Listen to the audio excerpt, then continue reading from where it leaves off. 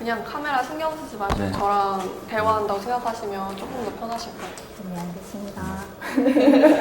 잘부탁드립니다. 웃는 거 되게 귀여우신데요? 감사합니다. 이거 화장품이 이렇게 있네요. 이거 향이 왜 이렇게 좋아요? 이것도 유전자 변형 기술로 만들어진 화장품이에요? 자, 촬영 들어갈게요. 자, 준비해 주시고. 자, 라인, 큐!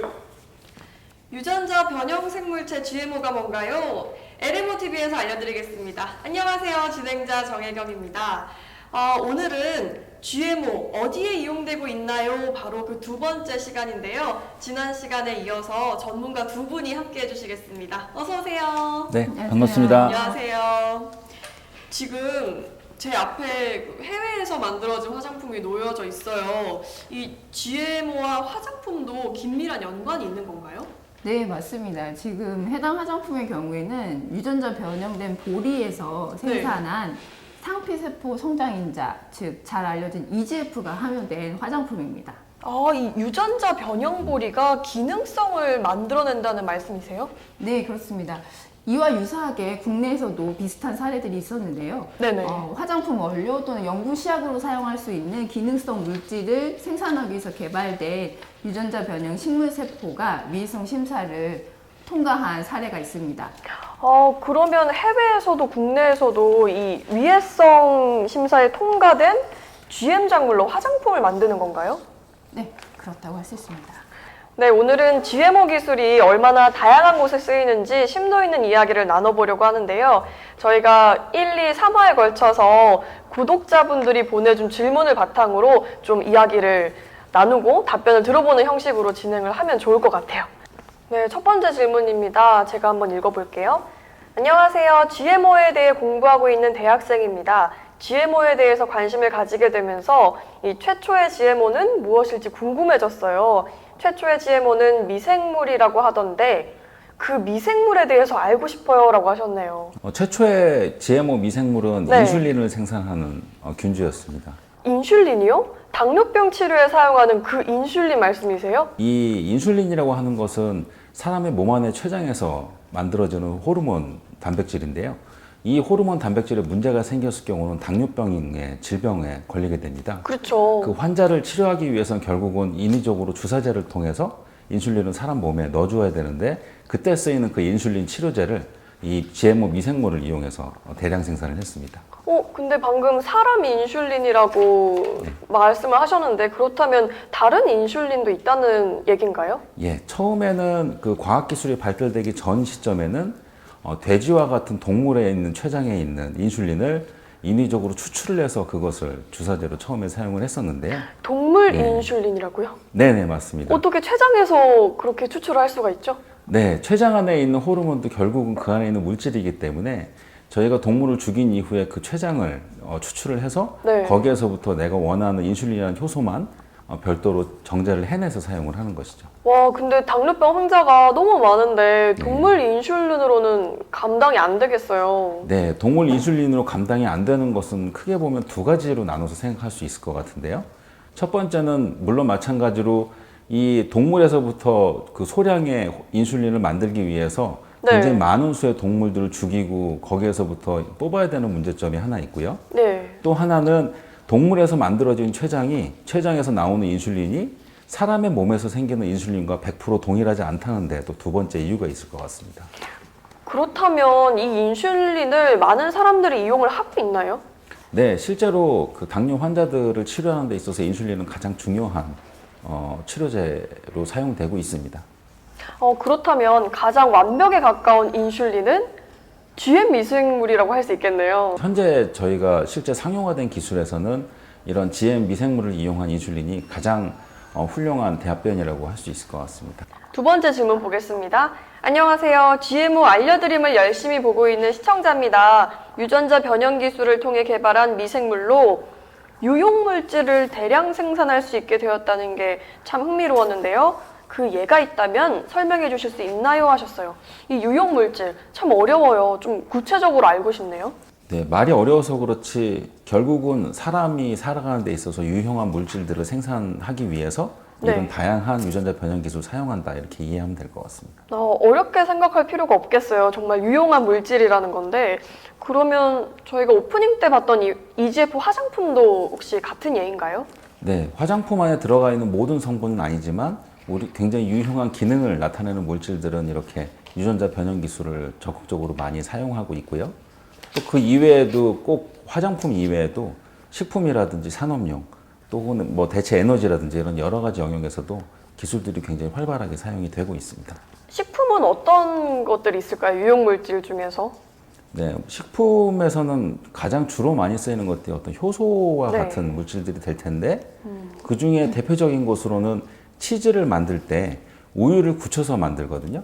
치즈요? 네, 저 그렇죠. 어제도 치즈 닭갈비 먹었는데. 네, 예, 우유를 치즈로 만들기 위해서 굳히는 과정에 쓰이는 카이모신이라고 하는 효소도 역시 대장균을 이용한 유전자 변형 기술을 이용해서 만들고 있습니다.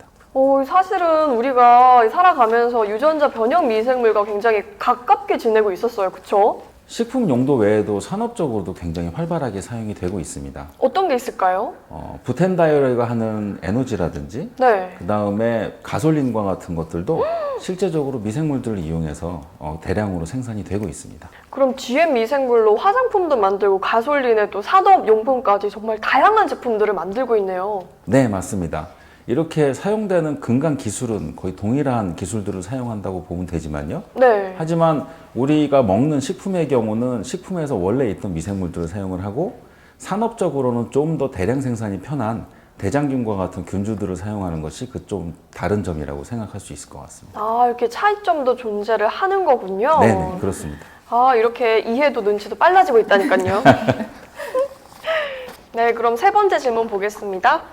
안녕하세요. 7살 아이를 키우고 있는 엄마입니다. 아이에게 GMO 작물이 안전한지 공부를 하다가 유전자 변형 미생물을 식품 공장에서 이용한다는 내용을 접한 적이 있는데요. 이 미생물을 어떻게 공장에서 사용하는지 궁금했거든요. 자세히 알려주실 수 있나요? 라고 하셨네요. 예. 진행자님, 혹시 와인 좋아하세요? 와인 좋아하죠. 네. 술 중에 뭐 맥주도 좋아하십니까? 맥주도 나쁘지 않아요? 네, 이렇게 술이나 맥주 네. 혹은 뭐 식초 뭐 이런 여러 가지 다양한 식품들을 만들 때도 미생물을 발효를 해서 만드는 방법을 사용하고 있습니다. 말씀하신 것들이 다 발효식품이잖아요. 그렇죠? 네, 그렇죠. 그러면 혹시 빵도? 예, 빵, 김치 뭐 모든 게 다 발효식품이 될 것 같아요. 네. 제가 완전 빵순이여가지고. 결국에는 이 빵도 GMO 미생물이라고 봐도 괜찮을까요, 그럼? GMO 미생물이라기보다는 원료가. 아니요. 예. 미생물 자체를 이용했다라고 하는 공통점은 있고요. 단지 이제 미생물의 효능을 더 높이기 위해서 유전자 변형 기술을 일부 사용했다 이렇게 이해하는 게 더 맞는 것 같습니다. 네, 이제 조금 감이 잡혀가는 것 같아요. 네, 우리가 식품 원료로 사용하고 있는 당도 해당이 될 것 같습니다. 오. 예, 당이라고 하면 우리가 설탕이라든지 포도당, 올리고당 이런 여러 가지 것들이 당이 될 수 있는데요. 최근에는 이런 당의 칼로리를 낮추기 위해서 여러 가지 다양한 기술이 들어간 네. 그런 기능성 당들도 선보이고 있습니다. 기능성 당 어디서 많이 들어본 것 같아요. 마트에서 본 것 같기도 하고요. 예, 마트에서 우리가 볼 수도 있는데요. 알룰로스와 타가토스와 같은 그런 저칼로리의 기능성 당들이 실제 제품이 판매가 되고 있습니다. 요즘 되게 핫한 것 같은 당을 대체할 수 있는 그런 제품이랄까요. 마트에서 본 것 같아요. 네. 예, 타가토스의 경우는 치즈에서부터 원래 존재하는 소량의 성분인데 그것을 공업적으로 대량 생산하기 위해서 미생물을 이용해서 생산하는 방법을 사용을 하고 있고요. 알룰로스는 무화과에 존재하는 성분인데 그것 또한 몸에 좋은 기능성을 밝히고 그것을 마찬가지로 또 미생물 기술을 이용해서 이렇게 대량 생산을 하고 있습니다.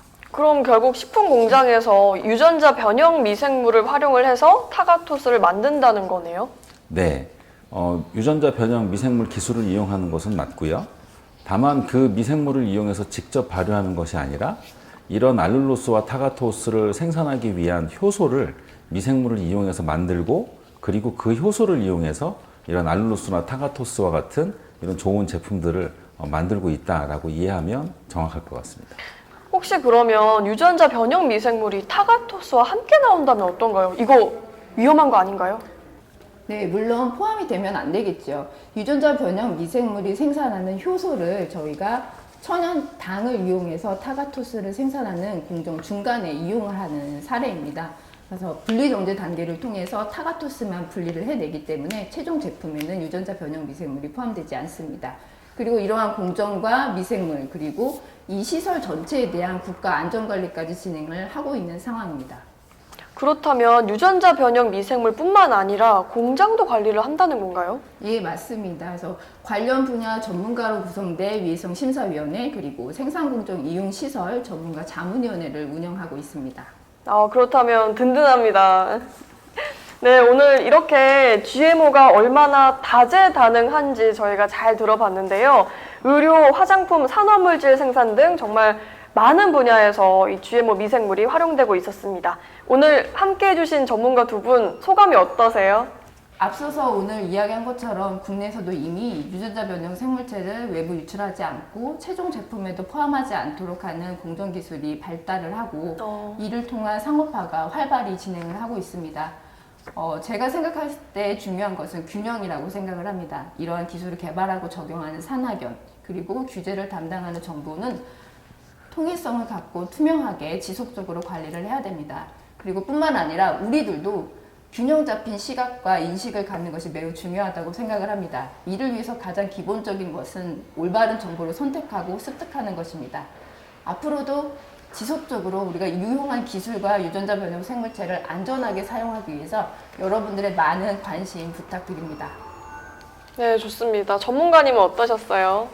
네, 오늘 그 여러 가지 사례에 대해서 같이 얘기를 나눠보았는데 무엇보다도 꼭 말씀을 드리고 싶은 부분은 우리가 이제는 유전자 변형 미생물이라고 하는 방법에 대한 생소함보다는 실제적으로 이런 기술이 적용됐을 때 우리가 접하지 못했던 것들을 실제로 우리가 유용한 용도로 사용을 할 수 있게 하는 그런 기술이라고 하는 부분은 우리가 반드시 좀 우리가 생각을 하고 우리가 현명한 사고와 합리적인 방법으로 그런 것들을 잘 선택해서 사용한다면 과학기술의 혜택을 우리가 바로 맛볼 수 있는 좋은 방법이 될 것이라고 생각이 됩니다. GMO에 한 발짝 더 가까이 다가갈 수 있게 된 것 같아요.